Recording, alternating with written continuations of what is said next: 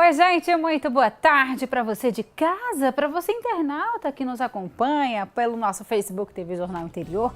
Hoje eu recebo aqui no estúdio a psicopedagoga Fernanda Lima. A gente vai conversar sobre autismo. Tem uma reportagem mostrando alguns truques de cozinha para deixar a carne ainda mais macia e gostosa. E você sabe o que é suchá? Não? Tem dica do nutricionista Jefferson Arruda mostrando como fazer a bebida que traz muitos benefícios para a nossa saúde. Você vai ver ainda que é possível praticar exercícios físicos na gravidez. E hoje a gente vai pegar a estrada. Nós vamos mostrar a arte do mestre da xilogravura, J. Borges. Então o que você está esperando? Puxa uma cadeira, chegue junto, o cotidiano está só começando.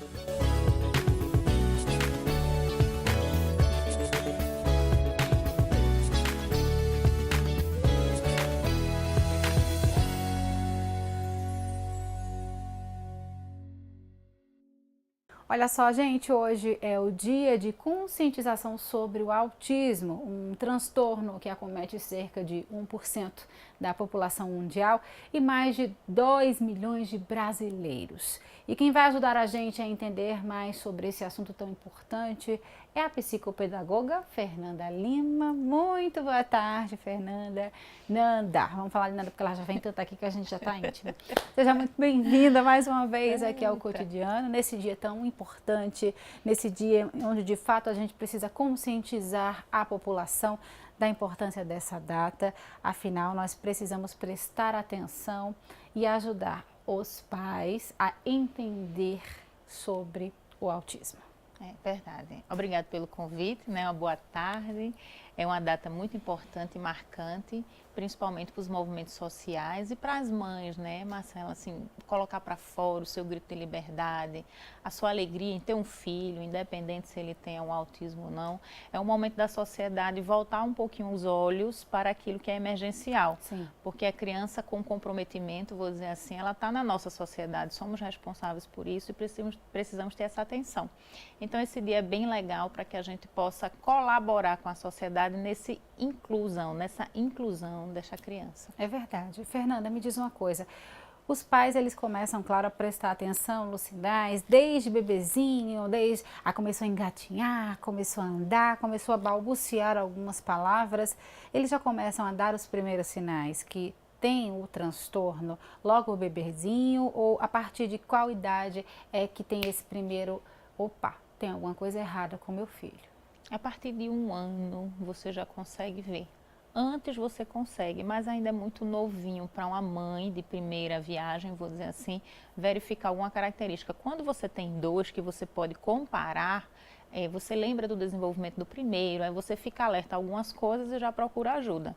Mas a partir de 1 ano, com alguns atrasos, como o andar, o falar principalmente, né, o manter o contato visual, o selecionar alguns tipos de brinquedo e não colaborar em brincar com outros, são coisas que a gente fica alerta, não quer dizer que é um autismo, mas fica alerta e é importante procurar logo a informação. Até porque quando diagnosticado logo no início, o tratamento é muito mais fácil e aí o transtorno ele pode ficar no grau leve, não evolui. Exatamente, né? Você consegue eliminar algumas características não saudáveis para o desenvolvimento. Então, encontrou algum atraso, né? Alguma coisa que lhe chamou a atenção, você dividiu com a mãe ou dividiu com alguém mais experiente, você busca essa informação e vai logo tratando, porque você pode ir desmanchando aquelas características e aí você pode trazer a criança a todo o padrão de comportamento saudável que não tinha. E aí você tem uma vida totalmente tranquila. Muito bem, é verdade. Olha, agora a gente vai conhecer juntos a história do pequeno Marlos. Ele tem 3 anos e ensina pra gente uma grande lição de vida. Vamos ver, Fernanda? Vamos ver. Solta aí o VT. Quem vê o pequeno Marlos assim nem desconfia que ele tem autismo. O menino que tem 3 anos bota muito adulto no bolso no domínio da língua inglesa. 2, 3, 4, 5, 6, 7, 8, 9, 10. O O diagnóstico foi dado quando ele tinha 1 ano. A mãe desconfiou que o filho sofria de algum problema de saúde depois de perceber alterações no comportamento dele. Eu percebia que ele foi ficando um bebê mais sério, a gente chamava pelo nome, ele não olhava, chamava para a foto, ele não olhava, como se não estivesse escutando, mas ele ouvia sim. Junto a isso, ele se mostrava fascinado por rodinhas e objetos giratórios, ventiladores. Então, a gente entregava um carrinho para ele, aí ele virava o carrinho de cabeça para baixo e ficava girando a rodinha do carrinho. E se deixasse, ele ficava por muito tempo fazendo isso. Junto a isso, quando ele ficava muito feliz, ele andava na ponta dos pés, ficava pulando, né? E balançando as mãozinhas. E fazia umas gracinhas que eu achava que eram umas maniazinhas de virar a cabecinha, ficar girando em torno de si. Quando ele ficava muito nervoso ou com raiva, ele girava em torno de si também e não sabia muito lidar com as emoções. Ele sempre foi muito intenso. Foi quando a família procurou ajuda especializada. Passo importante é que quanto mais cedo a criança for tratada, mais rápido os sintomas diminuem. Procuramos a neuro quando ele tinha 1 ano e 10 meses e ela diagnosticou ele com a síndrome de Asperger. Na verdade, foi um pré-diagnóstico, não é? Porque eles não diagnosticam com... na primeira avaliação, precisa de outras observações para diagnosticar a criança. Então, ela falou o que eu já esperava, né? Que ele precisava de terapias para desenvolver melhor.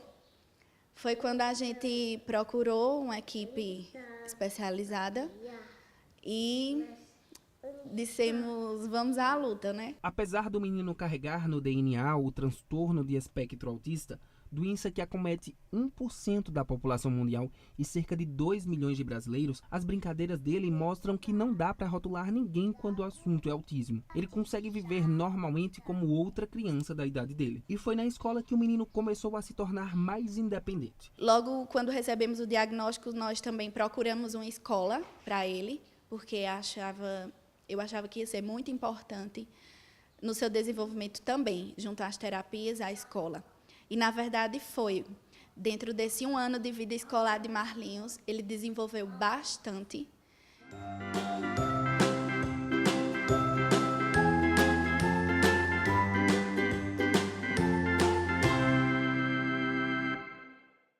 Eide, que coisa tão linda, muito obrigada por compartilhar um pouquinho da história do teu filho, da tua história. Parabéns, parabéns por ser essa super mãe, Fernanda, que coisa tão linda. Agora eu fiquei impressionada com o Marlos.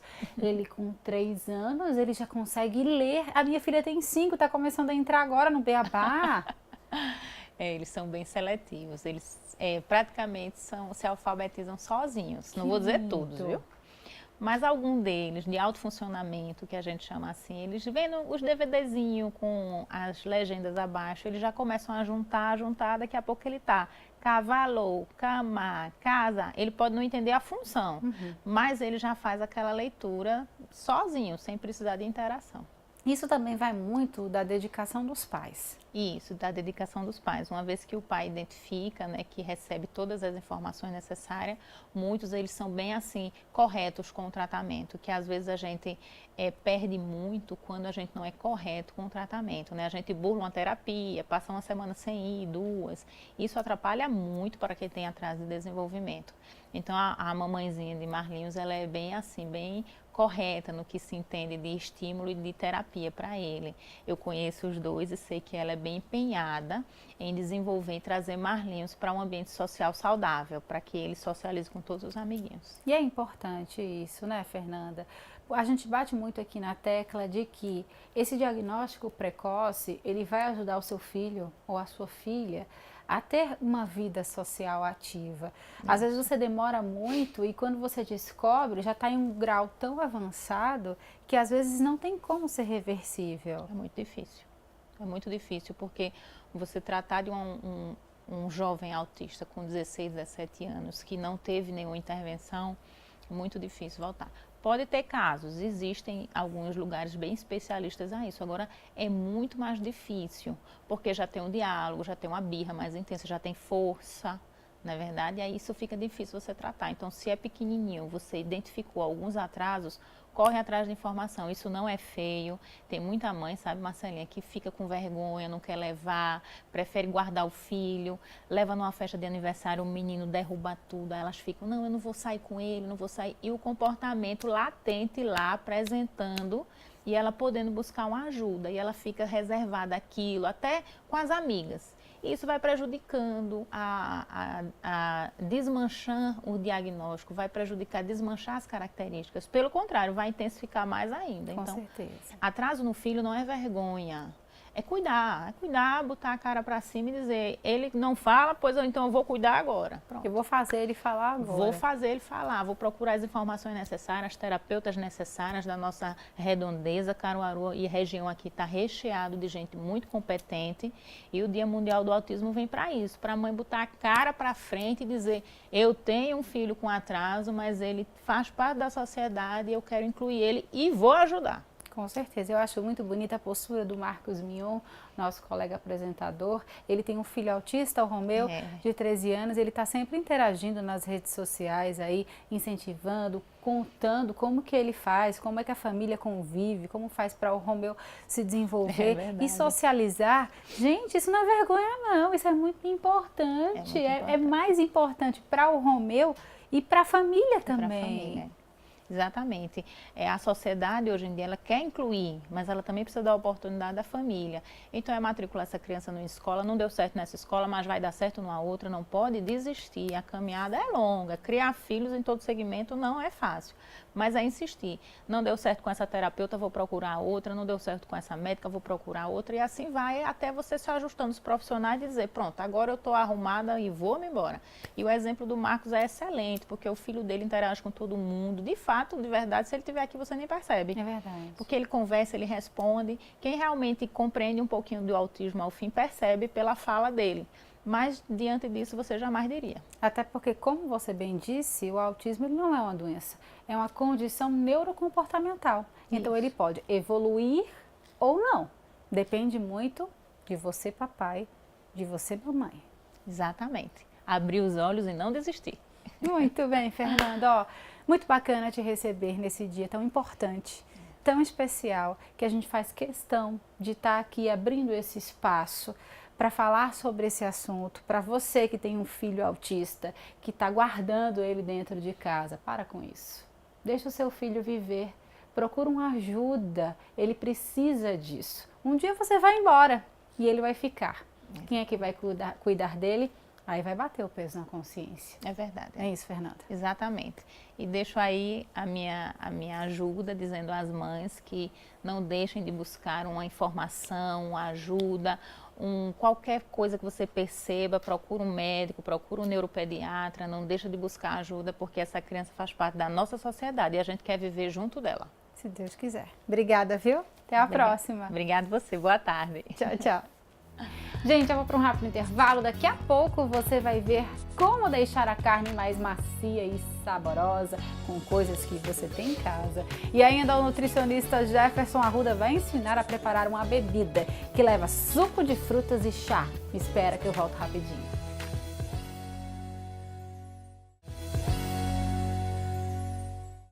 De volta com o cotidiano, gente, a carne não pode faltar no prato dos brasileiros. E acompanhada de um arrozinho e um feijão mulatinho, hein? Mas tem carne que não fica muito boa, às vezes passa do ponto, fica muito seca ou borrachuda. O sabor depende da escolha da carne, do corte e dos temperos. Tem como deixar a carne ainda mais saborosa e molinha com coisas que você tem em casa. Confere aí na reportagem. Olá, Marcela. Então, a gente está aqui no frigorífico para mostrar como deve ser feita a escolha dessa carne. A gente vê aqui uma vitrine, carnes lindas, suculentas e maravilhosas, mas muita gente tem dúvida. Então, para esclarecê-las, a gente está aqui com o chefe de cozinha, Fagner Figueiredo, que vai tirar todas as nossas dúvidas. Obrigado pelo convite. E o Evandro também está aqui. Pega aquela alcatra, Evandro, que a gente já separou aqui para mostrar. Ó. A gente vê aqui uma coloração bem vívida. É isso que a gente deve observar também, Fagner? Isso, você vê que é uma carne de boa procedência, é uma carne que provavelmente está correto, o ambiente de refrigeração tem que estar em torno de 2 a 5 graus. Uma carne, quando passa disso, ela tem a multiplicação de bactérias. Carne em ambiente 36 graus, a bactéria está multiplicando, é perfeito para a multiplicação de bactérias, então não é uma carne saudável. E aí ela vai começar a perder coloração, vai começar a apodrecer. Então essa é uma boa carne, uma carne de boa procedência. Bem, a gente mostrou aqui uma carne sem osso, né? Isso. Mas também tem gente que gosta de uma carne com osso. Eu, por exemplo, adoro uma costelinha no bafo. Tem um aqui que o Evandro vai separar, coisa linda. Uma hora dessa a gente já bata aquela fome, né? Como é que faz para escolher então? Pronto, essa é uma carne suína, né? Uma carne linda, maravilhosa. Justamente, você vê que não está sangrando, então é uma carne que mantém o ambiente. Então aqui você tem uma carne, a vantagem da carne com osso, a diferença da carne com osso e sem osso, a carne com osso é uma carne que ela vai ter mais sabor, porque junto do osso ela retém aquele líquido, aquele sabor. A carne sem osso é uma carne muito saborosa, porém a carne com osso é uma carne mais saborosa. E nesse caso aqui a gente vê todas as carnes em situação regular. Mas quando é que a gente percebe que aquela carne não deve ser comprada nem consumida? Quando você vê que a carne já está começando a perder a coloração, fica uma carne ou escura, ela está com excesso de bactéria, ou clara, ela está com a retenção de líquido. Então ela foi uma carne desidratada. Não é uma carne boa para consumo, porém ela está em mal manipulação. Os cuidados também devem continuar no preparo. Na hora de cortar a carne, preste atenção na direção das fibras. Se o corte for feito contra elas, a carne fica dura. A forma de cortar e de limpar a carne interfere na maciez, certo? Você tem que tirar todas as pelezinhas que tiver e também tem que cortar a carne contra a fibra. Porque se você cortar a favor da fibra, a carne ela vai ficar mais dura um pouco. Você não vai aproveitar a carne da melhor forma possível. O chefe de cozinha nos mostra 2 receitas tradicionais da região. A primeira delas, a carne de sol. O ideal é deixar margarina e óleo esquentarem bastante e depois colocar os pedaços. Já para a charque, é preciso ter um cuidado mais especial para escaldar bem. Na hora de assar, cuidado no ponto. O grelhar ele vai interferir bastante. Ele é parte essencial no sabor também. Por quê? Porque primeiramente, você tem que aquecer a frigideira, certo? Depois aquecer as gorduras. No meu caso aqui, eu utilizei 2 tipos. Eu utilizei o óleo e utilizei a manteiga. Por quê? Porque o óleo em si ele não tem muito sabor. O caso que eu coloquei a manteiga foi para ele dar um saborzinho a mais na carne e dar até uma cozinha a mais na carne, entendeu? Se eu colocasse só a manteiga, ela não ia aguentar fritar a carne. Eu coloquei o óleo e a manteiga, eles conseguem chegar no ponto correto e acrescentar sabor. A carne também, muito utilizada no churrasco, tem preparos diferentes. Condimentos corretos dão mais sabor e maciez. A indústria do churrasco vem crescendo muito e assim, hoje no mercado a gente tem várias indústrias, várias fábricas que investem e inovam nesses temperos, né? Que às vezes não se encontra no interior, como aqui em Caruaru, mas está sendo mais difundido, está sendo uma coisa muito divulgada e com certeza está chegando esses produtos para a gente. A maioria deles eu compro fora, em uma determinada fábrica, como eu te falei sobre a fumaça líquida, sobre o dry rub, lemon pepper, Mr. Galo, todos esses temperos são novidades, alguns nem tanto, mas que auxiliam e ajudam bastante no preparo da carne. Dá para usar infinitas combinações de sabores e técnicas, como esta picanha que foi maçaricada com queijo. Delícia demais! Dicas maravilhosas, hein? E falando em carne, o Givanildo Silveira, o Dilson Oliveira, a gente foi à Feira do Salgado nesse fim de semana e claro que eu quero agradecer a todo mundo pelo carinho que a gente tem recebido de tanta gente. Muito obrigada, tão bom a gente passeando ali, falando da nossa programação e sendo recebido com tanto amor por vocês. Beijo, em breve a gente se vê em outra feira aí da cidade. Combinado? Para quem não consegue comer frutas no dia a dia, o suco é um bom aliado. Já o chá ajuda na manutenção da saúde e pode atuar em diversas áreas do nosso corpo. Uma nova tendência na alimentação, gente, é o suchá. Uma bebida que mistura suco de frutas e ervas em infusão. A combinação tem muitos poderes, até dá para prevenir doenças. Confere aí. Boa tarde, Marcela. Boa tarde para você que está em casa me assistindo. Hoje eu trouxe algo bem bacana. Vou ensinar vocês de aí de casa a realizarem os seus próprios suchás, que são a base de uma infusão através de qualquer planta medicinal, que nesse caso eu trouxe o hibisco e também a camomila, associado a algum tipo de fruta que possa potencializar o efeito prometido do chá. O primeiro suchá que eu resolvi trazer aqui para vocês é a base de hibisco com a melancia. O chá de hibisco, ele é muito conhecido pelo seu potencial diurético, porém muitas pessoas se enganam achando que o seu consumo promete o emagrecimento. Então o chá de hibisco não emagrece. Então a gente pode adicionar essa erva que tem um potencial diurético com uma fruta que seja bem hidratada, que nesse caso eu trouxe a melancia. O segundo suchá, ele é feito à base da camomila, onde a estrutura responsável pelo aquele efeito ansiolítico são esses capítulos florais, que vai ser associado com maracujá. Então vamos lá conferir como é que prepara? Então, meio litro de água fervente, vamos adicionar agora 1 colher de sopa do hibisco. Lembrando que gestantes e lactantes devem evitar o consumo desse chá. Infusão feita, hora de aguardar 10 minutos, porque assim o chá acaba ficando em sua temperatura ambiente e esse tempo de intervalo é necessário para que o calor venha a retirar toda a propriedade terapêutica das flores do hibisco. E agora vamos realizar nossa segunda infusão, só que dessa vez à base da camomila. Bom, hora de preparar o nosso suchá. Então inicialmente eu vou adicionar aqui 150 gramas de melancia no liquidificador, para que depois a gente adicione a infusão do hibisco. Chá de hibisco, tá certo? Infusão do hibisco, das flores do hibisco com 150 gramas da melancia. Lembrando que não pode adicionar açúcar, que se você quiser adoçar, você pode adicionar xilitol ou um pouco de mel de abelha. Lembrando que a melancia já confere sabor mais doce, então é interessante que você não adoce esse tipo de bebida. Para o segundo suchá, nós vamos adicionar um maracujá e também meio litro da infusão da camomila. Para esse suchá, você pode utilizar tanto o xilitol quanto a estévia ou até mesmo o mel de abelha para poder adoçar. Finalizado então os nossos suchás, esse à base de melancia com hibisco e esse à base de camomila com maracujá. Lembrando que ele deve ser consumido o mais rápido possível para que você não consiga perder propriedades medicinais. Caso queira armazenar, lembre-se bem de fechar o recipiente e deixar na geladeira por no máximo 24 horas. Então esse suchá ele acaba sendo um bom lanche, ou até mesmo uma refeição que você pode fazer na ceia ou para estar refrescando durante esse calor. Espero que vocês tenham gostado. Muito obrigado e até a próxima. Que maravilha, Nutri! Adorei a dica! Beijo para você, até a próxima. Bom, agora eu vou para um intervalo. Na volta tem dica de exercícios para grávidas e uma reportagem mostrando a arte do mestre da xilogravura, J. Borges. Me espera que eu volto rapidinho.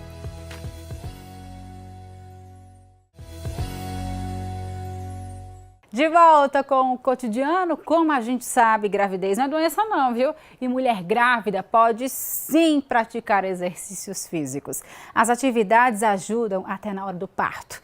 A dica da Gica Almeida de hoje é para você que está, ó, gravidinha. Confere aí. Oi, gente, as dicas de hoje são dicas muito especiais. Eu tô aqui com a Catiane, que é a doutora Catiane Florencio. Ela é fisioterapeuta, tá aí na ativa, mas, gente, olha só, tá com barrigão, ela tá grávida. Além dela estar com as atividades todas normais, né, desenvolvendo, continua com o consultório dela, com as aulas, ela ainda tem tempo para treinar. A gente veio aqui mostrar que gravidez não é doença não, viu? Você pode sim fazer seus exercícios. A gente está no consultório dela, porque em casa ela diz que tem menos tempo que aqui. Então, no intervalo entre um paciente e outro, a gente vai passar alguns exercícios que ela possa fazer para melhorar ainda mais o parto dela, porque ela quer ter parto normal, não é isso? Com certeza, se Deus quiser. Muito bem. E olha só, parto normal faz bem tanto para a mãe quanto para a criança. E fica ligadinho aí que você também que está grávida em casa pode sim fazer exercício, desde que seu médico libere, claro. E o teu médico liberou? Sim, tá tudo desde certo? o começo, tudo certo. E ela já vem fazendo também exercício na academia, né, Cat? Sim. Desde quando que você começou a fazer? Desde as 12 semanas, que eu já faço regularmente, 2 a 3 vezes por semana, 4 quando dá, né, a rotina. Mas eu já tento fazer tanto musculação quanto exercício aeróbico, tudo orientado e tudo monitorado também, para dar tudo certo. Isso faz com que você também consiga, né, fazer todas as atividades diárias. Porque como a rotina é muito puxada, né, geralmente eu trabalho 12 a 15 horas por dia, Então a gente tem que ter tempo para cuidar da mamãe e do bebê. E olha só, gente, isso que é fôlego, viu? Grávida, 7 meses, né? Quase 7. E trabalhando todas essas horas por dia, não tem desculpa. Então vamos lá? Vamos lá. Os exercícios que a gente vai fazer, vai utilizar alguns acessórios. A gente também pode substituir em casa, tipo, a gente vai usar a bolinha. Em casa você pode dobrar uma toalha e colocar aqui na parte interna da coxa.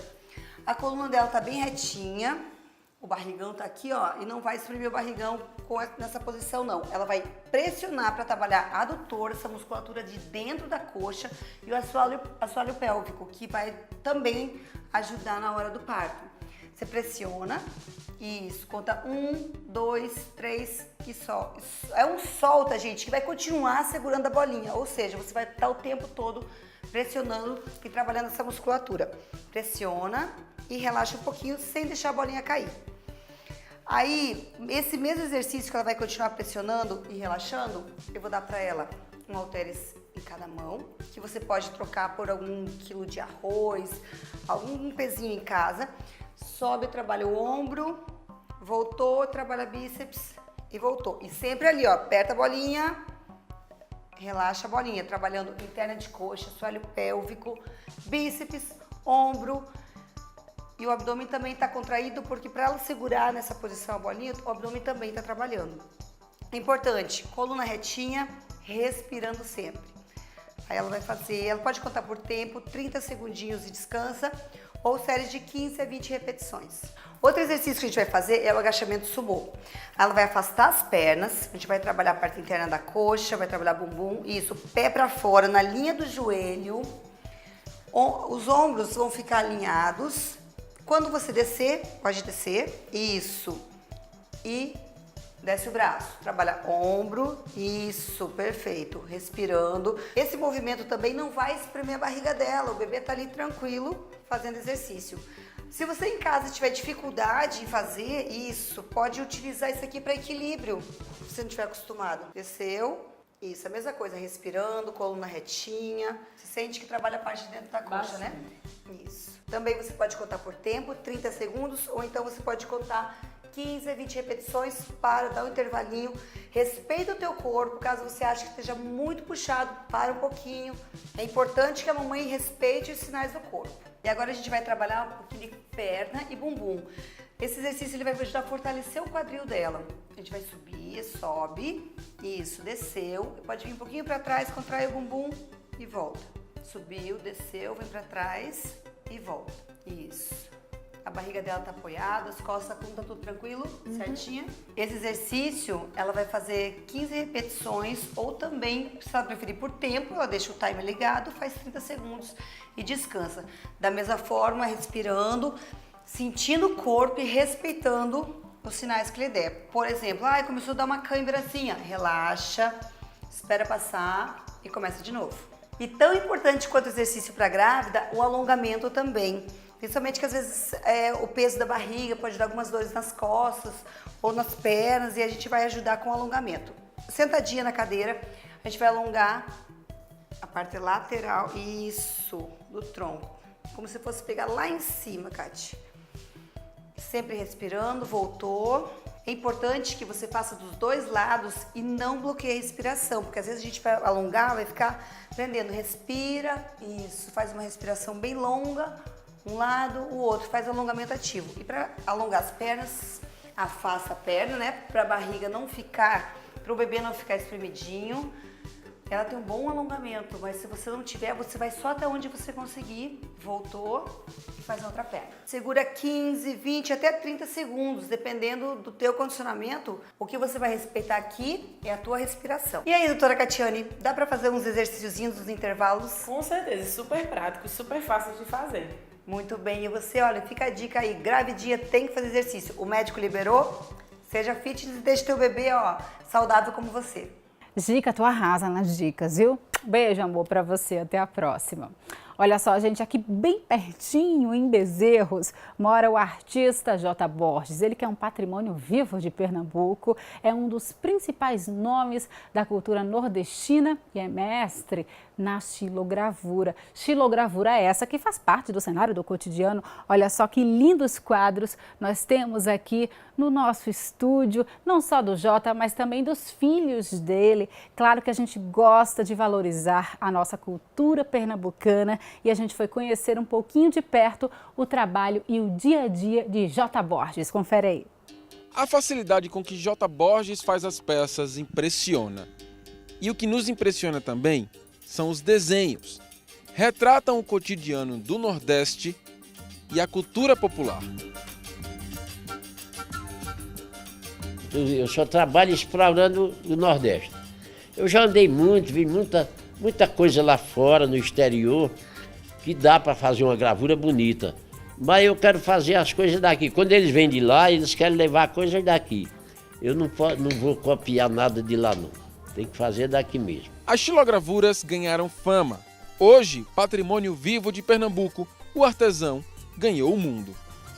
Em 92 eu fui para a Suíça, passei 15 dias na Suíça, que foi o ano de Brasil na Suíça, e a gravura que se viu lá para tudo foi uma gravura minha. Era o voo da asa branca.